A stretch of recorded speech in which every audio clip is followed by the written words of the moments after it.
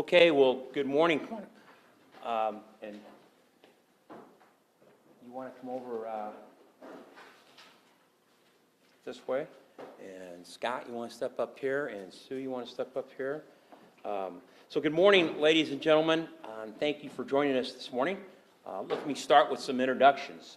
First off, I'm Dan Briddy. I'm the mayor of the city of Bloomington, and I'm joined today by Councilmember Mike Straza. And we're also joined today by Deputy City Manager Sue McLaughlin, and also joined by our interim Director of Water, which is Brett Lucian, who's here, and Scott Joyce, who is the Superintendent of Purification here at the Lake Bloomington operations. As mayor of the city of Bloomington, I first off want to extend a Happy New Year and best wishes to all, especially the Bloomington residents, to add to their New Year resolution list volunteer water conservation on behalf of the city of Bloomington. With a water response ordinance that is in the ordinances of the city of Bloomington, states in the judgment of the Bloomington City Council, if it becomes necessary to conserve water in the service area due to drought water conditions, the city of Bloomington, its city manager, in consultation with the water department director, is authorized to issue a proclamation declaring a level of drought, and action may be taken voluntarily, once again voluntarily, to conserve the water supply. And in this case, a moderate drought condition alert has been for some time now present and is expected to persist, thus leading to our volunteer request today for water usage conservation in the city of Bloomington. I'd like to next ask our interim director of water for the city of Bloomington, Brett Lucian, to speak as to what's led up to this particular action and where we're at presently with the levels in our lake supply surface waters. So Brett, if you'd come forward. Thank you. Thank you. Thank you, Mayor. So yes, right now we actually are down 8.3 feet here at both of our reservoirs. So we have two reservoirs that we actually take water from. That's Lake Bloomington and Evergreen Lake.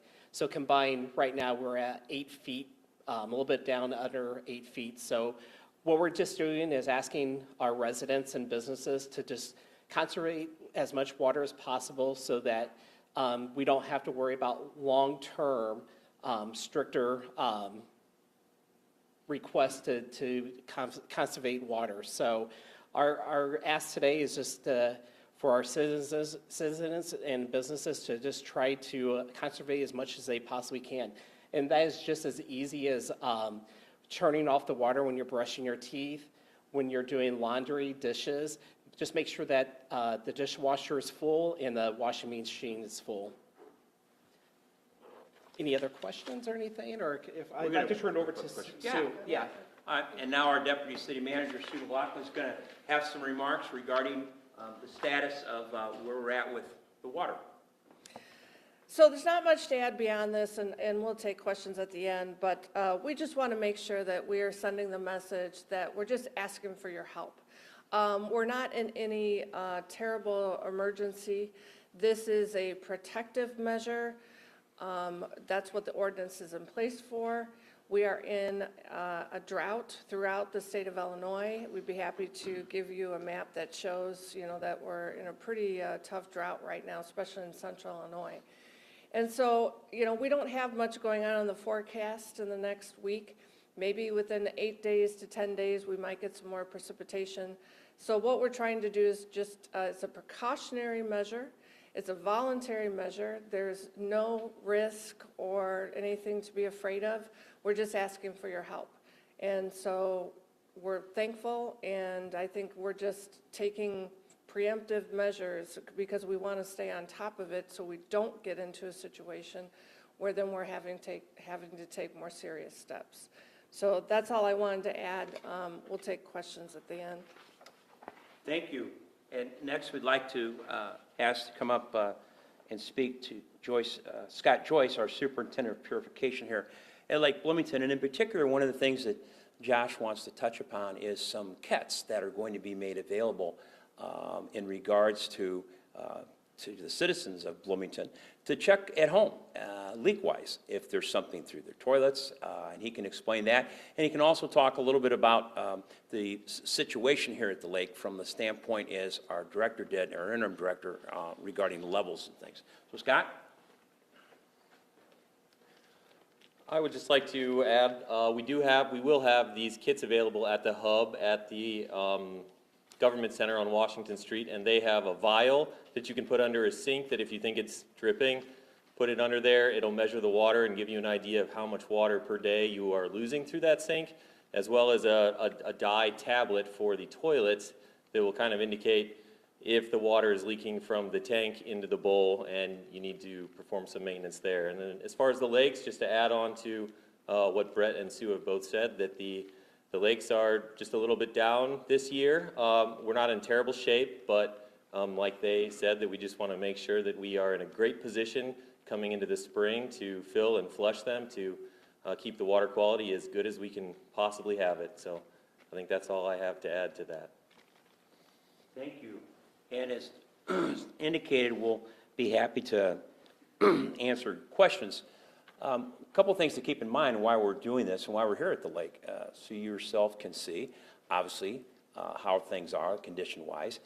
And I think to emphasize also how things are monitored and really more in depth on a daily basis, not only from equipment that allows in-house testing, but also from a standpoint of between our surface water, Lake Evergreen and Lake Bloomington, and then what's presently going off of pumping off the Mackinac.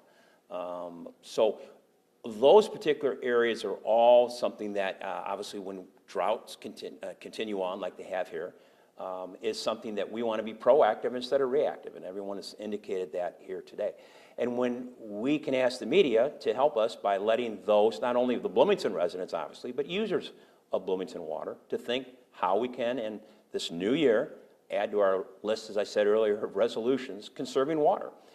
It's going to be better for all of us as time goes on here in 2026, no matter what Mother Nature deals or doesn't deal for us. So with that, we'd be happy to have anyone here answer questions from anyone of you. Yeah. First question, you guys are currently drawing from Lake Bloomington, is that right? That's your current reservoir? And whoever would like to answer this, from last year with the MIB, with the activated carbon going through, how has that improved going into the new year? And are you seeing any different results with water safety? Come on up, Brett, Yeah, so they can know. Yeah, very good question. So I'm going to let Scott talk a little bit about the MIB and geosmin as well. But yes, we are drawing from Lake Bloomington. As of right now, our levels are low enough that with our PAC that we are actually treating the water with at the water treatment plant is actually taking it down so that we don't have any of those taste and odor issues or compounds in the water and stuff. But I could let Scott talk to you about the levels and stuff like that.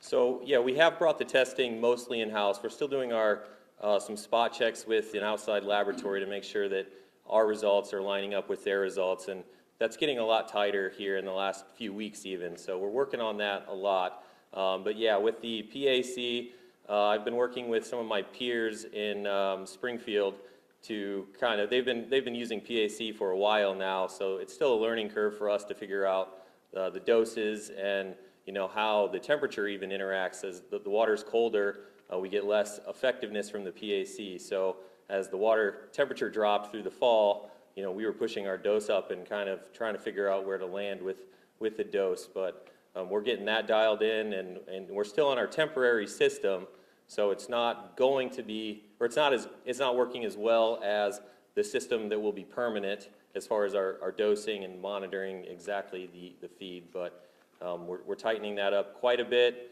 and improvements to come when we have the permanent system in place. But we have brought the levels of MIB down to below the threshold of taste and odor for the average person. I think that some people might still be able to taste a little bit, but it's down below the threshold. Geosmin, same.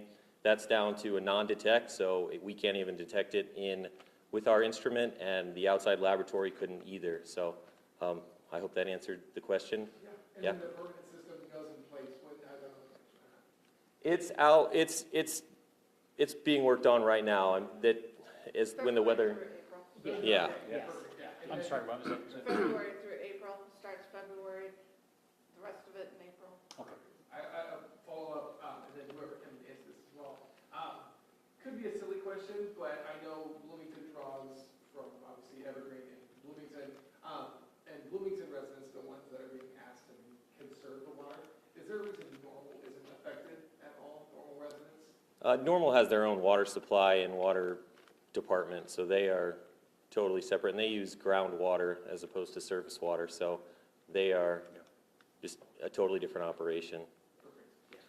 Maybe a little preliminary for this question, but how conducive have the current weather conditions been to the possibility of algae bloom heading into the spring? Can you say that again? Just as far as just the weather that we've had so far, how conducive has that been to the threat of possible algae bloom heading into the spring? Concerns about algae. I don't know yet. Of course, we're still looking good as far as our current taste and odor in the lake and the raw water source. So, and that's part of this precautionary measure. Let's make sure we get the lakes as full as possible so that they flush, through the summer when they're full and when we've got the rain. But as of now, I'm not worried about the level really impacting any algae blooms, if that answered the question. Thank you. Question for Brett, I suppose, or any of you can answer this. So can you describe, put in context what an 8-foot shortage means? And at what level do you say, okay, we can go back to normal? And at what level do you say, okay, we need to start restricting water use? Okay, so obviously we're 8 feet down, so we're 5 feet down here at Bloomington. We're 3 feet down over at Evergreen Lake. As we continue drawing down, we're pumping about 9.5 to 10 million gallons to town every day. That magic number, I don't have that for you, but obviously when we get down to that 8 foot where that ordinance takes a place, that's when it draws our attention. We're watching it very close. So we'll be monitoring that, and as it draws down. Scott did run a calculation. We have over 600 days of water in our reservoirs for us to be able to send to our customers and businesses and stuff. So not a huge concern right now. We're just asking the public for their help and trying to reserve as much of that as possible. Do you anticipate this being a couple of weeks, a couple of months, this voluntary conservation? We're hoping to be able to see some rain and stuff like that. Looking at the forecast, maybe next Thursday they have a good chance of rain. We definitely need that significant rain, especially inside of our watersheds, to be able to get the water into the reservoirs and stuff. So I really can't give you a deadline of how long it's going to be, but we just definitely need that rain or moisture. It's going to take more than one rainfall, though, I suppose. Well, if we had one good rain and stuff, we would see our lakes really fill up, especially if it's within our watershed. And the Lake Bloomington watershed is our largest one. It actually reaches down to Ellsworth. So if we get enough significant rain in that watershed, we'll definitely see the effects here in Bloomington. And can you speak to the long-range concerns about water supply, since it's been a drought, but not been like a severe drought, and we're talking about needing to take conservation measures. And given the fact that, we've had more weather extremes, does this mean that the city really needs to strengthen its long-term plan for additional water sources? Do you want to take that? Yeah. Well, I think we are looking at options. We just had a draft report finished to kind of evaluate the future of our water sourcing. And so, yes, we are definitely taking a look at that. I think you'll start seeing some discussion at the council level in the coming months of what is the next step. Is it dredging? Is it a new source? Is it more storage? Those kinds of options. So we will definitely be evaluating that this year. We've been talking on some of those issues, and as it continues, whether we're with the surface water that we have, do we look at, as Sue has indicated, some other options? Do we look at what's potential there with the Illinois River and what could be done in the way of tapping and working with the Illinois River Authority? So those options are all areas that we're exploring. Today's focus is to say, no matter what Mother Nature has in store for us in the future, we're trying to be proactive and asking the citizens to think in this new year, conservation of water. if we're pumping somewhere around 9.5 million gallons a day, Yeah.